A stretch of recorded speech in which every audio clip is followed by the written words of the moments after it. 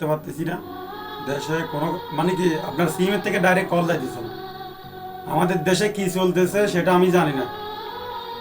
ছাত্ররা তাদের অধিকার পাওয়ার জন্য লড়তেছে, তাই বলে কি নেটওয়ার্ক বন্ধ করে দিবে কেন ভাই?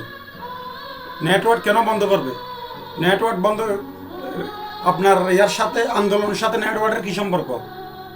আন্দোলনের সাথে নেটওয়ার্কের কি সম্পর্ক? আজকে এক সপ্তাহ বাড়িতে কথা বলতে পারতেছি না কেন? শুধু আমাদের টাকাটা মনে চায় সরকারের থেকে নাকি?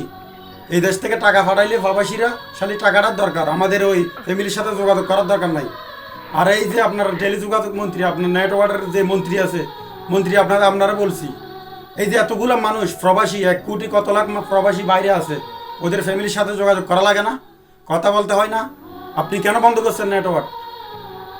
আর যারা মানবতার ফেরিওয়ালা আন্দোলন করতেছে তাদেরকে বলতেছি, এই যে ব্যারিস্টার সুমন মানবতার ফেরিওয়ালা, বন্যা উঠলে তো আপনি চলে যান তাড়াতাড়ি, কই এখন আপনার কই মানবতার ফেরি কই? এই যে আপনার ফরাজ করিম চৌধুরী ফলারাত বলতেছি, আপনার মানবতা কই? কই গেছে আপনার মানবতা? এরপরে আপনার এই তহিদ আফ্রিদি কই আপনার মানবতা? খালি টাকার বেলায়, বিয়ের বেলায় আপনারা আসেন, হ্যাঁ? টাকার বেলায় যেখানে আপনারা টাকা ইনকাম করতে পারবেন সেখানে এখন নিজের ফাই আসছে না, এখন কিছু বলতে পারবেন না আপনারা। সিটিং বাটফার। এরপরে এই যে কি না কয় সাকিব আল হাসান, আমরা জান দিয়ালাই, তারপরে এই বিভিন্ন স্টার সুপারস্টার এগুলা কিছু বলতেছে না, আমরা জান দিয়ালাই তাদের জন্য। তাদের কিছু হলে আমরা ইমোশনাল হয়ে যাই কেন? আপনারা এখন কিছু বলতে পারতেছেন না?